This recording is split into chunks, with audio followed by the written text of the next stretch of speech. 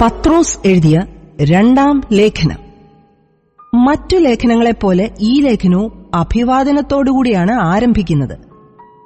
എന്നാൽ ഇത് അപ്പോസ്തലനായ പത്രോസിന്റെ അന്ത്യസന്ദേശമായിട്ടാണ് ഇരിക്കുന്നത്. യേശുക്രിസ്തു അദ്ദേഹത്തിന് നൽകിയ അറിവനുസരിച്ച് തന്റെ കൂടാരം പൊളിഞ്ഞുപോകുവാൻ അടുത്തിരിക്കുന്നു എന്ന് മനസ്സിലാക്കിയ അപ്പോസ്തലൻ ക്രിസ്ത്യാനികൾക്ക് ചില മുന്നറിയിപ്പുകളും അന്ത്യോപദേശങ്ങളും നൽകുന്നു. വേദപുസ്തകത്തിൽ കാണുന്ന മറ്റു ചില യാത്രാമൊഴികൾ പോലെ തന്നെയാണ് ഈ ലേഖനവും എഴുതപ്പെട്ടിരിക്കുന്നത്. ഭാവിയെ സംബന്ധിച്ചുള്ള മുന്നറിയിപ്പുകളും ഉപദേശങ്ങളുമാണ് ഇതിൽ കാണുന്നതെങ്കിലും അതിലെ ദൂതുകൾ ക്രിസ്ത്യാനികളുടെ വിശ്വാസത്തെയും ദൈനംദിന ജീവിതത്തെയും സംബന്ധിച്ചുള്ളവ കൂടെയാണ്. യൂദയുടെ ലേഖനവുമായി സാരമായ സാമ്യമുണ്ട്. ഇങ്ങനെയുള്ള ചില കാര്യങ്ങൾ പരിഗണിച്ചാൽ ഇതിന്റെ യഥാർത്ഥ രചയിതാവ് ആരാണെന്ന് തീരുമാനിക്കാൻ പ്രയാസമാണ്. സത്യത്തിന്റെ പാതയിൽ നിന്ന് യേശുവിന്റെ അനുയായികളെ വ്യതിചലിപ്പിക്കാൻ കള്ളപ്രവാചകന്മാരും വ്യാജ ഉപദേഷ്ടാക്കളും ശ്രമിക്കുമെന്ന് ലേഖനകർത്താവ് മുന്നറിയിപ്പ് നൽകുന്നു. ഈ പരിതസ്ഥിതിയിൽ ക്രിസ്ത്യാനികൾ അവരുടെ വിശ്വാസത്തിൽ ഉറച്ചു നിൽക്കണമെന്നും അവരുടെ ഉത്തമ ജീവിതശൈലി മറ്റുള്ളവർക്ക് നല്ല മാതൃകയായിത്തീരണമെന്നും ഉദ്ബോധിപ്പിക്കുന്നു. നമ്മെ വിളിച്ചവന്റെ ദിവ്യ സ്വഭാവത്തിന് കൂട്ടാളികളായി തീർന്ന് ലഭിച്ച സത്യത്തിൽ ഉറച്ചു നിൽക്കുന്നവരായിരിക്കണമെന്ന് ഓർമ്മിപ്പിക്കുന്നു. യേശുക്രിസ്തുവിന്റെ പ്രത്യക്ഷത ഉടനെ ഉണ്ടാകുമെന്നതിൽ ആർക്കും സംശയം വേണ്ട. അവർ ക്ഷമയോടെ കാത്തിരുന്ന് ദൈവത്തെ അനുസരിക്കുകയും നിഷ്കളങ്ക ജീവിതം നയിക്കുകയും വേണം എന്ന് ആജ്ഞാപിക്കുന്നു. ഈ ലേഖനത്തിന്റെ രചയിതാവ് അപ്പോസ്തലനായ പത്രോസ് ആണെന്ന് 1:1 കാണുന്നു. പത്രോസ് മറുരൂപം മലയിൽ കർത്താവിന്റെ മഹത്വം ദർശിച്ചയാളാണ്. ഈ ലേഖനം പത്രോസിന്റെ മരണത്തിനു ശേഷം അപ്പോസ്തലന്റെ ബഹുമാനാർത്ഥം പല വ്യാജോപദേശങ്ങൾക്കും എതിരായി ആദിമ അപ്പോസ്തലന്മാരുടെ ഉപദേശം ശക്തിയോടെ പ്രസ്താവിക്കുന്നത് അദ്ദേഹത്തിന്റെ അനുയായികളിൽ ആരെങ്കിലും ആയിരിക്കും എന്ന് പല പണ്ഡിതന്മാരും അഭിപ്രായപ്പെടുന്നു. ചില തെളിവുകൾ നോക്കാം. 1.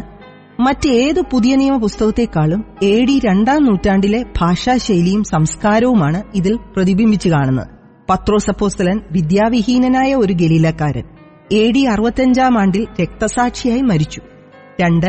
ക്രിസ്തീയ തിരുവെഴുത്തുകളെന്നാണ് പൗലോസിന്റെ ലേഖനങ്ങളെ പരാമർശിക്കുന്നത്.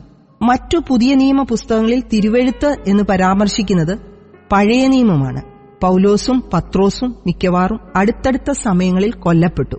അതുകൊണ്ട് ആ കാലയളവിൽ പൗലോസിന്റെ ലേഖനങ്ങൾ തിരുവെഴുത്തുകളായി കരുതപ്പെടുവാൻ തുടങ്ങി എന്ന് വിചാരിക്കുവാൻ നിവർത്തിയില്ല.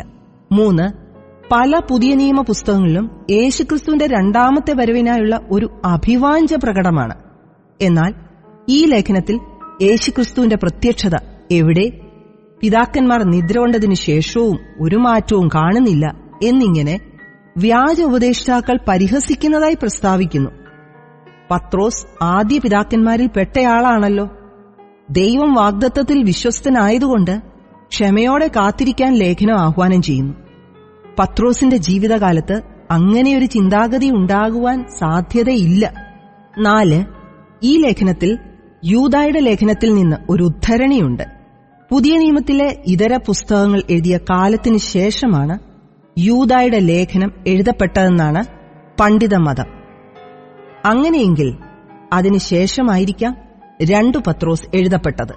1-ാം അധ്യായം 1-2 അഭിവാദനം, 1-3-21 വരെ ദൈവത്തിന്റെ വിളിയും തെരഞ്ഞെടുപ്പും, ക്രിസ്തുവിന്റെ തേജസ്സിന്റെ ദൃക്സാക്ഷികൾ, 2-1-22 കള്ളപ്രവാചകന്മാരും ദുരുപദേഷ്ടാക്കളും, 3-1-18 വരെ ക്രിസ്തുവിന്റെ പ്രത്യക്ഷതയുടെ വാഗ്ദത്തം.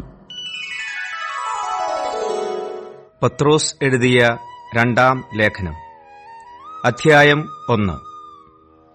യേശുക്രിസ്തുവിന്റെ ദാസനും അപ്പോസ്തലനുമായ ശിമോൻ പത്രോസ്, നമ്മുടെ ദൈവത്തിന്റെയും രക്ഷിതാവായ യേശുക്രിസ്തുവിന്റെയും നീതിയാൽ ഞങ്ങൾക്ക് ലഭിച്ചതുപോലെ അതേ വിലയേറിയ വിശ്വാസം ലഭിച്ചവർക്ക് എഴുതുന്നത്, ദൈവത്തിന്റെയും നമ്മുടെ കർത്താവായ യേശുവിന്റെയും പരിജ്ഞാനത്തിൽ നിങ്ങൾക്ക് കൃപയും സമാധാനവും വർദ്ധിക്കുമാറാകട്ടെ. തന്റെ മഹത്വത്താലും വീര്യത്താലും നമ്മെ വിളിച്ചവന്റെ പരിജ്ഞാനത്താൽ അവന്റെ ദിവ്യശക്തി ജീവനും ഭക്തിക്കും വേണ്ടിയതൊക്കെയും നമുക്ക് ദാനം ചെയ്തിരിക്കുന്നുവല്ലോ. അവയാൽ അവൻ നമുക്ക് വിലയേറിയതും അതിമഹത്വമായ വാഗ്ദത്തങ്ങളും നൽകിയിരിക്കുന്നു. ഇവയാൽ നിങ്ങൾ ലോകത്തിൽ മോഹത്താലുള്ള നാശം വിട്ടൊഴിഞ്ഞിട്ട് ദിവ്യ സ്വഭാവത്തിന് കൂട്ടാളികളായി തീരുവാൻ ഇടവരുന്നു. അതുനിമിത്തം തന്നെ നിങ്ങൾ സകല ഉത്സാഹവും കഴിച്ച് നിങ്ങളുടെ വിശ്വാസത്തോട് വീര്യവും, വീര്യത്തോട് പരിജ്ഞാനവും, പരിജ്ഞാനത്തോട് ഇന്ദ്രിയജയവും, ഇന്ദ്രിയജയത്തോട് സ്ഥിരതയും, സ്ഥിരതയോട് ഭക്തിയും, ഭക്തിയോട് സഹോദരപ്രീതിയും, സഹോദരപ്രീതിയോട് സ്നേഹവും കൂട്ടിക്കൊള്ളുവീൻ. ഇവ നിങ്ങൾക്കുണ്ടായി വർദ്ധിക്കുന്നു എങ്കിൽ നിങ്ങൾ നമ്മുടെ കർത്താവായ യേശുക്രിസ്തുവിന്റെ പരിജ്ഞാനം സംബന്ധിച്ച് ഉത്സാഹമില്ലാത്തവരും നിഷ്ഫലന്മാരും ആയിരിക്കേയില്ല. അവയില്ലാത്തവനോ കുരുടനത്രേ, അവൻ ഹ്രസ്വദൃഷ്ടിയുള്ളവനും തന്റെ മുൻപിലത്തെ പാപങ്ങളുടെ ശുദ്ധീകരണം മറന്നവനും തന്നെ. അതുകൊണ്ട് സഹോദരന്മാരെ, നിങ്ങളുടെ വിളിയും തിരഞ്ഞെടുപ്പും ഉറപ്പാക്കുവാൻ അധികം ശ്രമിപ്പീൻ. ഇങ്ങനെ ചെയ്താൽ നിങ്ങൾ ഒരു നാളും ഇടറിപ്പോകാതെ നമ്മുടെ കർത്താവും രക്ഷിതാവുമായ യേശുക്രിസ്തുവിന്റെ നിത്യരാജ്യത്തിലേക്കുള്ള പ്രവേശനം ധാരാളമായി പ്രാപിക്കും. അതുകൊണ്ട് നിങ്ങൾ അറിഞ്ഞവരും ലഭിച്ച സത്യത്തിൽ ഉറച്ചു നിൽക്കുന്നവരും എന്നു വരികിലും ഇത് നിങ്ങളെ എപ്പോഴും ഓർപ്പിപ്പാൻ ഞാൻ ഒരുങ്ങിയിരിക്കും. നമ്മുടെ കർത്താവായ യേശുക്രിസ്തു എനിക്ക് അറിവ് തന്നതുപോലെ എന്റെ കൂടാരം പൊളിഞ്ഞു പോകുവാൻ അടുത്തിരിക്കുന്നു എന്ന് അറിഞ്ഞിരിക്കയാൽ ഞാൻ ഈ കൂടാരത്തിൽ ഇരിക്കുന്നിടത്തോളം നിങ്ങളെ ഓർപ്പിച്ചുണർത്തുക യുക്തമെന്ന് വിചാരിക്കുന്നു. നിങ്ങൾ അത് എന്റെ നിര്യാണത്തിന്റെ ശേഷം എപ്പോഴും ഓർത്തുകൊള്ളുവാൻ തക്കവണ്ണം ഞാൻ ഉത്സാഹിക്കും. ഞങ്ങൾ നമ്മുടെ കർത്താവായ യേശുക്രിസ്തുവിന്റെ ശക്തിയും പ്രത്യക്ഷതയും നിങ്ങളോട് അറിയിച്ചത് നിർമ്മിത കഥകളെ പ്രമാണിച്ചിട്ടല്ല, അവന്റെ മഹിമ കണ്ട സാക്ഷികളായി തീർന്നിട്ടത്രേ. ഇവൻ എന്റെ പ്രിയപുത്രൻ, ഇവങ്കൽ ഞാൻ പ്രസാദിച്ചിരിക്കുന്നു എന്നുള്ള ശബ്ദം അതിശ്രേഷ്ഠ തേജസ്സിങ്കിൽ നിന്ന് വന്നപ്പോൾ പിതാവായ ദൈവത്താൽ അവന് മാനവും തേജസ്സും ലഭിച്ചു.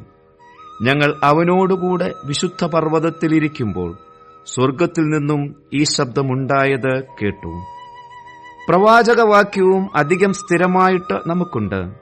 നേരം വെളുക്കുകയും നിങ്ങളുടെ ഹൃദയങ്ങളിൽ ഉദയനക്ഷത്രം ഉദിക്കുകയും ചെയ്യുവോളം ഇരുണ്ട സ്ഥലത്ത് പ്രകാശിക്കുന്ന വിളക്ക് പോലെ അതിനെ കരുതിക്കൊണ്ടാൽ നന്ന്.